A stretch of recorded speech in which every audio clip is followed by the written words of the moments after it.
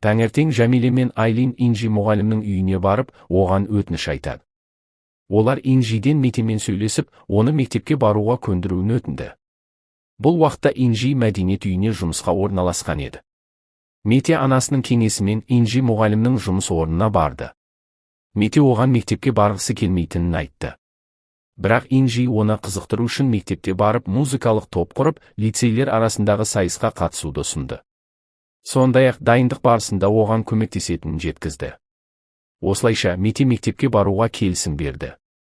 Жәмиле бай әйелдің үй тазалаушысы болып жұмысқа орналасты. Бұл жаңалықты қызынан естіген Нариман Алидің үйіне қонаққа келген болып отбасымен оның үйіне барды. Ол Каролинге оңашада жағымды жаңалық айтады. Жәмиленің бай әйелдің үйінде қызметші болып жүргенін жеткізді.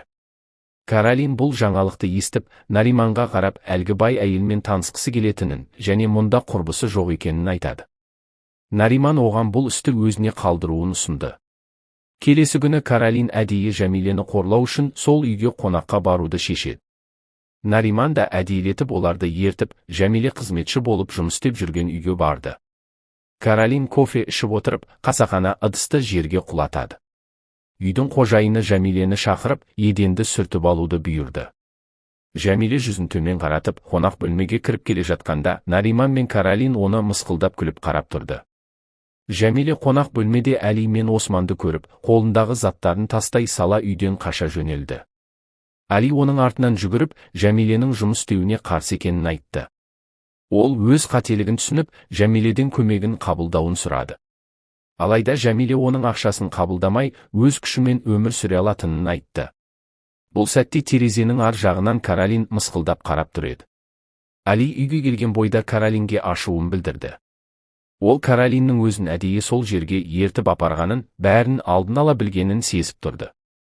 Алайда Каролин ештеңе білмегендей кейіп танытып, таңдана қарады. Ол Алиге не айтып тұрғанын түсінбейтінін айтып, өзіне шаң жуытқысы келмеді. Каролин керісінше Алидің ашулануына таңғалып, Жәмилемен оның қандай байланысы бар екенін сұрады.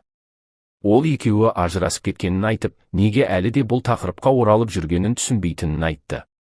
Али болса, оның бұл сөздеріне шыдай алмай, Каролинге Түркияның Голландиядан мүлде бөлек екенін түсіндірді. Ол қанша ажырасса да, Жәмиле оның бұрынғы әйелі екенін және байланыстың ешқашан жойылмайтынын айтты. Бұл сөздер Каролиннің ашуын келтірді. Ол Алидің бұрынғы әйелім деген сөзін көтере алмады. Оның түсінігінде, Жәмиле өткеннің елесі болып қалуы керек еді, ал Али оны әлі де маңызды адам ретінде көретіндей сөйлеп тұрды. Ол бұлай болмайтынын, Жәмилені өмірінен мүлдем сызып тастау керектігін айтып, айқайлап жіберді. Али Каролиннің бұл ашуын елемей, сабырлы қалпын сақтап, Жәмиле менің бұрынғы әйелім деп кетіп қалады. Бұл кезде Осман олардың дауын үнсіз тыңдап, іштей мұңайып отырды. Сонер Айлинді алып келуді Сүлейманға тапсырады. Сүлейман оны сабаққа бара жатқан жолда көліктен бақылап тұрды. Кенеттен белгісіз атты адамдар пайда болып, Айлиннің соңынан қуа жөнелді. Айлин айғайлап қашқанмен, олардың бірі оны ұстап алып, ұрламақ болды. Осы сәтте Сүлейман көлігімен олардың артынан қуып, тапаншамен оқ жаудырды. Қорыққан шабандоздар Айлинді жерге түсіріп, қаша жөнелді. Айлин қатты шошып, жылап жіберді. Сүлейманға оның бұл жерде не істеп жүргенін сұрады. Сүлейман оны бір қонаққа апарғысы келгенін айтты. Бірақ Айлин бұған ашуланып, өзін Санердің меншігі емес екенін жеткізіп, оған алғысын білдіріп, сабағына кетті. Мектепте Айлинді сыныптастары келемеждей бастады. Месуде оның анасының біреудің үйін тазалап жүргенін айтып кетті. Сыныптасы Сехид бұл сөзді растап, анасы оның үйінде қызметші екенін айтты. Бұл туралы Айлин бейхабар еді. Кешке Жәмиле үйіне оралғанда, Айлин анасына үй қызметшісі болып жүргеніне ашуланып, мектепте бәріне күлкі болғанына намыстанды. Ал Мете анасын қолдап, оны жұбатуға тырысты. Жәмиле енесіне бүгінгі күні болған оқиғаны айтады. Олар сол үйге әдейілеп келгенін және Али бұл жағдайды ауыр қабылдағанын, ал Каролин болса мысқылдап күліп тұрғанын мұңая айтты. Енесі Жәмилені қолдап Каролинге қарғысын жаудырды. Осы уақытта түнде Сонер Айлинді ұрламақ болған адамдарды тауып, оларға жазасын берді. Сонер оларға таңертең бұл жерде қалмай көшіп кетуді бұйырды және Айлиннен кешірім сұрауды талап етті. Таңертең сабаққа бара жатқан Айлинді Сүлейман күтіп тұрды. Оның алдында кешегі шабандоздар сап түзеп тұр еді. Олар Айлиннен кешірім сұрап, енді бұл жерде тұрмайтынын және оған зиян келтірмейтінін айтып кетіп қалды. Бұл сөздерді естіген Айлин тынышталып күлімсіреді. Сүлейман оған Санердің шақыруы әлі күшінде екенін жеткізді. Айлин бұл ұсынысты қабыл алып, ауруханаға барды. Онда Санер оны күтіп алды. Ол Айлинге Мұраттың жағдайы нашар екенін, онымен сөйлессе, сауапты іс жасайтынын айтты. Сондай-ақ Мұрат оның келгеніне қатты қуанатынын жеткізді. Анкарада қамауға алынған Ахмет пен Беррин сот шешімімен босатылды. Олар Стамбулға оралып, Ахметтің үйіне келді. Беррин Ахметке деген сезімін жасыра алмай, үйіне қайтудың орнына оның қасында қалды. Ертеңіне Жәмиле Ахметтің анасына хабарласып, қызының қайда екенін сұрады. Ахметтің анасы олардың Стамбулға келгенін және Ахмет Берринді үйіне шығарып салатынын айтты. Алайда ол Берриннің түні бойы олардың үйінде қалғанынан бейхабар еді. Қызын уайымдаған Жәмиле Ахметтің үйінің мекен-жайын алып, бірден сол жерге барды. Ол есікті тоқтаусыз қаға бастады.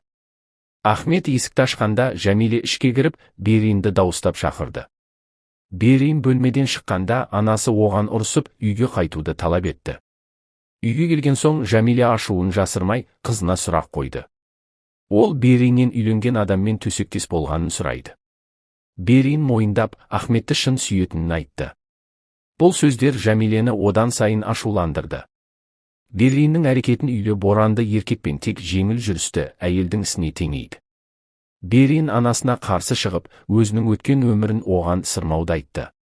Сондай-ақ Ахметтің некесі тек қағаз жүзінде екенін, жақында ажырасатынын айтып салды. Ахметтің анасы ұлының мұңайып отырғанын көріп, не болғанын сұрайды. Ахмет анасына Берриннің осы үйде қонып кеткенін және анасы үйге келіп оған ұрысқанын айтады. Анасы бұған таңданып, ересек адамдар ретінде дұрыс әрекет ету керектігін, анасы қызын уайымдаған болуы мүмкін екенін айтады. Ахмет анасына мәселе Берриннің анасының ұрысында емес, өзінде екенін түсіндіреді. Анасы бұл сөзге таңданып, одан себебін сұрайды.